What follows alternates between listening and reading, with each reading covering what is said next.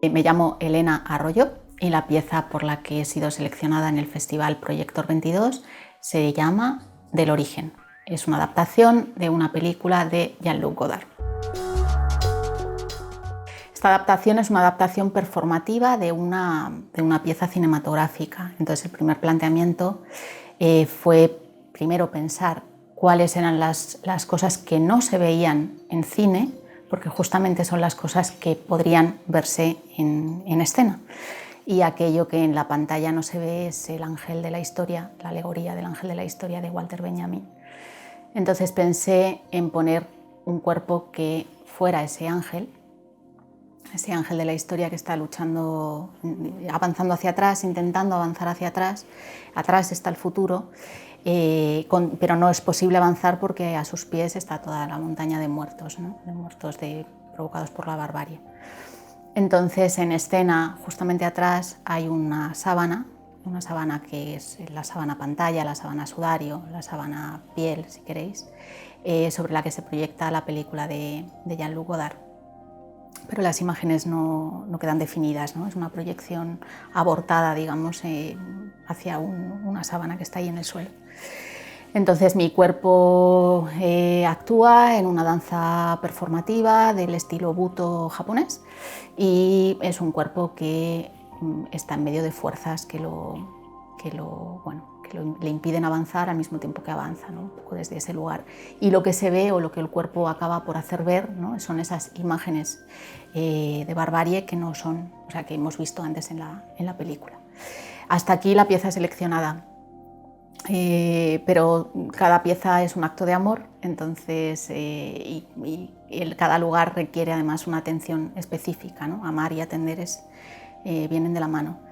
Entonces en el festival el espacio que proponen o que me propusieron no me parecía del todo adecuado para abrazar todos los componentes de la pieza, que necesitaba una cierta oscuridad, un cuerpo metido en una matriz de luz, ¿no?